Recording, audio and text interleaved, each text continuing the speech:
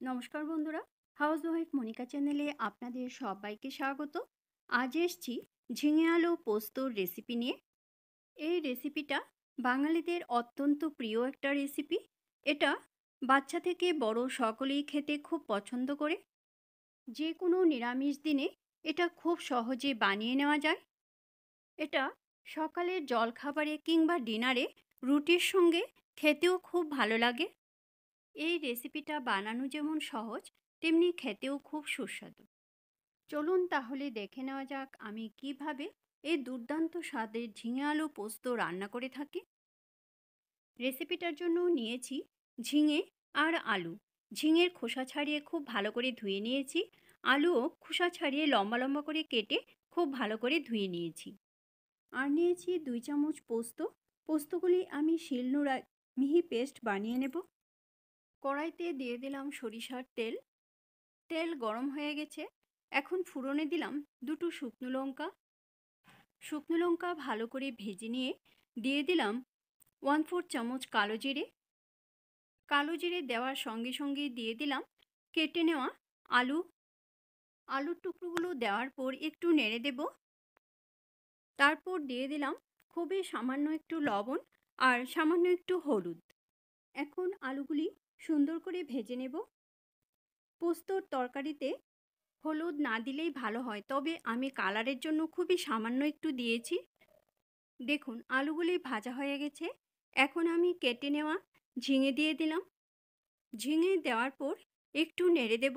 তারপর এর মধ্যে দিয়ে দেব স্বাদ অনুসারে লবণ আর সামান্য একটু হলুদ। হলুদের পরিমাণটা যেন বেশি না হয়, এদিকে খেয়াল রাখতে হবে।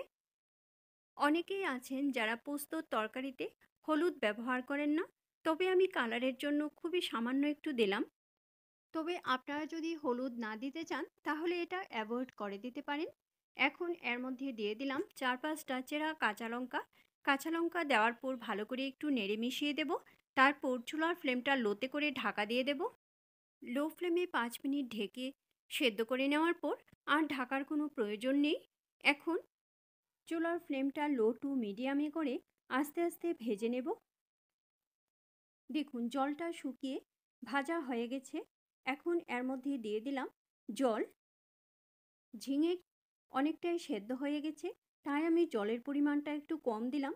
জল দেওয়ার পর ভালো করে নেড়ে মিশিয়ে দেব। তারপর এর মধ্যে দিয়ে দিলাম বেটে নেওয়া পোস্ত। পোস্ত দেওয়ার পর আবার ভালো করে নেড়ে মিশিয়ে দেব। বাকি পোস্ত বাটাটাও আমি দিয়ে দিলাম। দেওয়ার পর চুলার ফ্লেমটা মিডিয়াম টু হাইতে করে ভালো করে ফেনা আসতে দেব আর কিছুক্ষণ সেদ্ধ হতে দেব।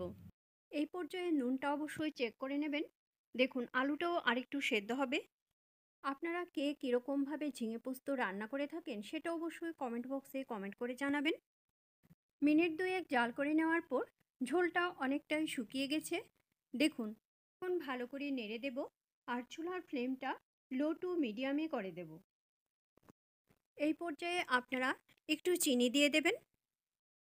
পোস্তর তরকারিতে একটু মিষ্টি হলে ভালো হয়, তবে আমি এখানে দিলাম না।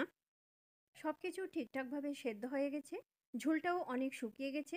ঠান্ডা হলে আরও অনেকটাই শুকিয়ে যাবে। দেখুন ঝিঙে পোস্ত আমাদের একদম তৈরি হয়ে গেছে।